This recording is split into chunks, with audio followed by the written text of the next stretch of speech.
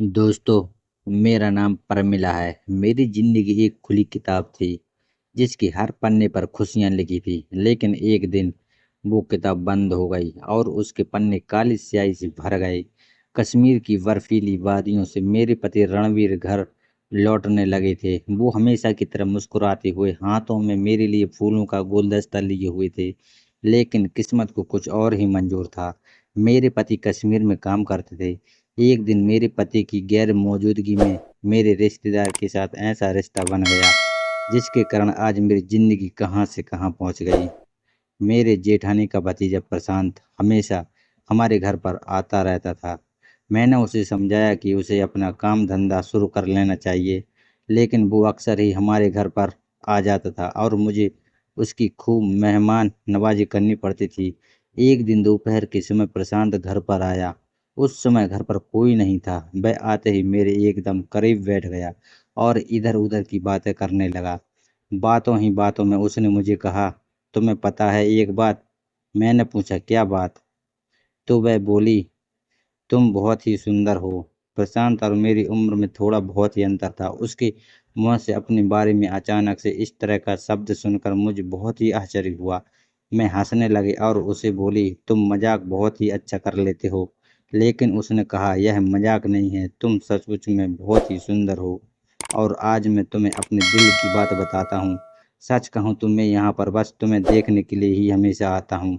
प्रशांत के इन शब्दों ने मुझे अंदर से हिलाकर रख दिया। मैं क्या करूं, क्या कहूं?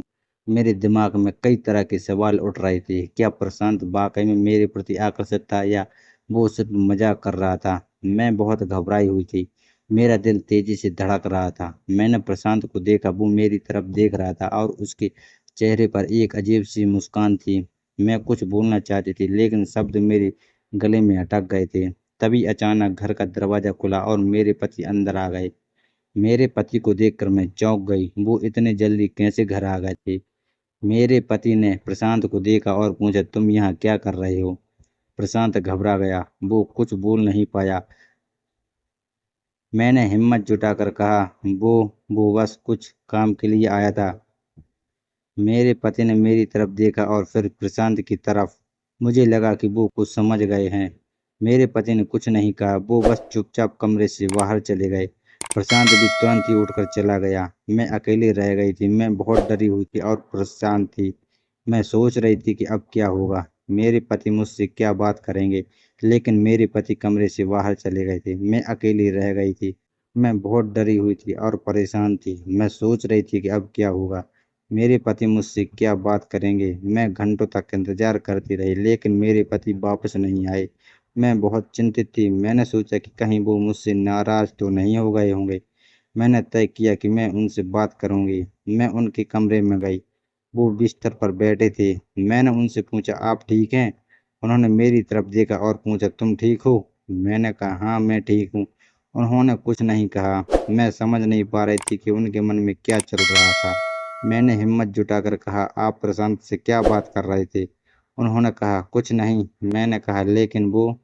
उन्होंने मुझे बीच में ही रोक दिया और कहा, परमिला, मैं सब जानता हूँ। मैं चौंक गई। मैंने कहा, आप क्या जानते हैं? उन्होंने कहा, मैं जानता हूँ कि प्रशांत तुम्हारे प्रति आकर्षित है। मैं रोने लगी। मैंने कहा, मैंने कुछ गलत नहीं किया। उन्होंने मेरा हाथ पकड़ा और कहा, मुझे पता है तुमने कुछ गलत नहीं किया। उन्होंने आगे कहा, लेकिन मुझे तुम्हारी चिंता है। मैंने कहा, मेरी चिंता क्यों? उन्होंने कहा, क्योंकि मैं तुम्हें खोना नहीं चाहता। मैं उनके गले लग गई। मैंने कहा, मैं भी आपको नहीं खोना चाहती। उन्होंने मुझे चूम लिया और उन्होंने कहा, हम इस समस्या से मिलकर सामना करेंगे। मुझे उनके शब्दों से बहुत हिम्मत मिली। मैंने कहा, हाँ, हम मिलकर इसका समाधान ढूंढ लेंगे। उन्होंने मेरा हाथ पकड़ा और कहा, चलो हम बात करते हैं। हम बैठ गए और बात करने लगे। मैंने उन्हें बताया कि प्रशांत ने मेरे साथ क्या क्या कहा था। उन्होंने मेरी बात ध्यान से सुनी। जब मैंने अपनी बात खत्म कर ली तो उन्होंने कहा, चिंता मत करो, मैं खुद प्रशांत से बात करूंगा। मैंने कहा, लेकिन उन्होंने मुझे बीच में ही रोक दिया और कहा, मुझे पता है क्या करना है। मुझे उनके ऊपर पूरा भरोसा था।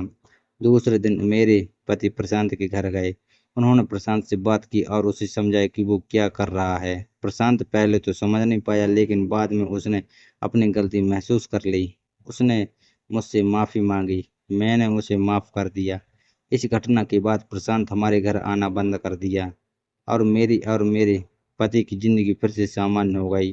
तो दोस्तों, यह थी आज की कहानी। अगर आपको मेरी कहानी पसंद आई है तो कृपया मेरे चैनल को सब्सक्राइब करें और घंटी दबाकर सभी नोटिफिकेशन चालू कर लें, ताकि आपको अगले वीडियो की सूचना सबसे पहले मिल सकें।